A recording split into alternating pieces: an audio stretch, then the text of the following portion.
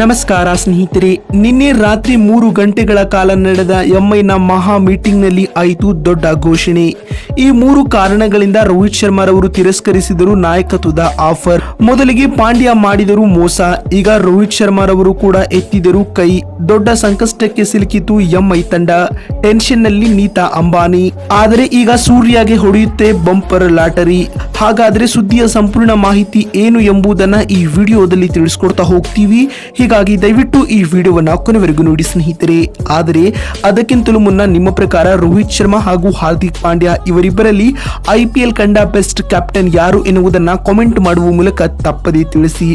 ಹೌದು ಸ್ನೇಹಿತರೆ, ನಿಮಗೆಲ್ಲ ಗೊತ್ತಿರುವಂತೆ ಟಾಟಾ IPL 2024ರಲ್ಲಿ ಹಾರ್ದಿಕ್ ಪಾಂಡ್ಯ ನೇತೃತ್ವದ ಮುಂಬೈ ಇಂಡಿಯನ್ಸ್ ತಂಡವು ತೀರಾ ಕಳಪೆ ಆಟವನ್ನ ಆಡುತ್ತಿದೆ. ಈಗಾಗಲೇ ಟೂರ್ನಿಯಲ್ಲಿ ಆಡಿದ ಮೊದಲ 3 ಪಂದ್ಯಗಳಲ್ಲಿಯೂ ಮುಂಬೈ ತಂಡವು ಹೀನಾಯ ಸೋಲನ್ನ ದಾಖಲಿಸಿದೆ. ಮೊದಲಿಗೆ ಗುಜರಾತ್ ಹಾಗೆ SRH, ಅದೇ ರೀತಿ ಮೊನ್ನೆ RR ವಿರುದ್ಧವೂ ಕೂಡ ಮುಂಬೈ ಇಂಡಿಯನ್ಸ್ ತಂಡವು ಹೀನಾಯ ಸೋಲನ್ನ ಕಾಣಬೇಕಾಯಿತು ಸ್ನೇಹಿತರೆ. ಆದರೆ ಇದೀಗ ಮುಂಬೈ ತಂಡವು ತನ್ನ ಮುಂದಿನ ಪಂದ್ಯವನ್ನ ಡೆಲ್ಲಿ ಕ್ಯಾಪಿಟಲ್ಸ್ ವಿರುದ್ಧ ಏಪ್ರಿಲ್ 7ರಂದು ರವಿವಾರ ಆಡಲಿದೆ ಸ್ನೇಹಿತರೆ. ಆದರೆ ಈ ಪಂದ್ಯಕ್ಕೂ ಮುನ್ನವೇ ಮುಂಬೈ ತಂಡ ಒಂದು ಹೈ ಲೆವೆಲ್ ಆದ ಮೀಟಿಂಗ್ ಅನ್ನ ನಡೆಸಿತು.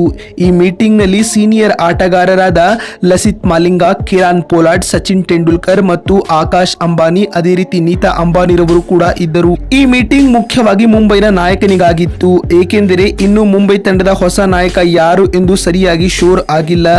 ಮೊದಲಿಗೆ ಮುಂಬೈನ ಓನರ್ ಆಗಿರುವ ನೀತಾ ಅಂಬಾನಿರವರು ರೋಹಿತ್ ಶರ್ಮಾರವರಿಗೆ ಹಾರ್ದಿಕ್ ಪಾಂಡ್ಯರವರ ಬದಲು ಇನ್ಮುಂದೆ ನೀವೇ ಮುಂಬೈ ತಂಡದ ನಾಯಕರಾಗುವಂತೆ ಓಪನ್ ಆಫರ್ ನೀಡಿದರು ಸ್ನೇಹಿತರೆ. ಆದರೆ ನೀತಾ ಅಂಬಾನಿರವರು ನೀಡಿದ ಈ ಆಫರ್ ಅನ್ನ ಡೈರೆಕ್ಟ್ ಆಗಿ ತಿರಸ್ಕರಿಸಿದ ರೋಹಿತ್ ರವರು ನಾಯಕನಾಗದೇ ಇರಲು ಈ 3 ಕಾರಣಗಳನ್ನ ತಿಳಿಸಿದರು ಸ್ನೇಹಿತರೆ. ಹೌದು, ರೋಹಿತ್ ರವರು ತಿಳಿಸಿದ ಮೊದಲನೇ ಕಾರಣ ಬಂದ್ಬಿಟ್ಟು, ನೀವು ನನ್ನನ್ನ ನಾಯಕತ್ವದಿಂದ ತೆಗೆದು ಹಾಕಿದ ರೀತಿ ತುಂಬಾ ಕೆಟ್ಟದಾಗಿತ್ತು. ಒಂದು ವೇಳೆ ನೀವು ನನ್ನನ್ನ ನಾಯಕತ್ವದಿಂದ ತೆಗೆದು ಹಾಕಲು ಬಯಸಿದರೆ ನೀವು ನನಗೆ ಗೌರವದಿಂದ ಕೂಡ ತೆಗೆದು ಹಾಕಬಹುದಾಗಿತ್ತು. ಆದರೆ ಇದರ ಬದಲಿಯಾಗಿ ನೀವು ನನಗೆ ಅವಮಾನ ಮಾಡುವ ಮೂಲಕ ಇದ್ದಕ್ಕಿದ್ದಂತೆ ನನಗೆ ಗೊತ್ತಿಲ್ಲದಂತೆ ನಾಯಕನ ಸ್ಥಾನದಿಂದ ತೆಗೆದು ಹಾಕಿದ್ದೀರಾ ಎಂದು ಹೇಳಿದರು. ಇನ್ನು ಎರಡನೇ ಕಾರಣ ತಿಳಿಸಿದ ರೋಹಿತ್ ಶರ್ಮಾರವರು, ಪಂದ್ಯದ ವೇಳೆ ಹಾರ್ದಿಕ್ ಪಾಂಡ್ಯರವರು ನನಗೆ ಸೀನಿಯರ್ ಆಟಗಾರ ಎಂದು ಕೂಡ ಬೆಲೆ ನೀಡದೆ ನನ್ನನ್ನು ಮೈದಾನದಲ್ಲಿ ಫೀಲ್ಡಿಂಗ್ ನ ವೇಳೆ ನಿರಂತರವಾಗಿ ಅವಮಾನಿಸಿದರು.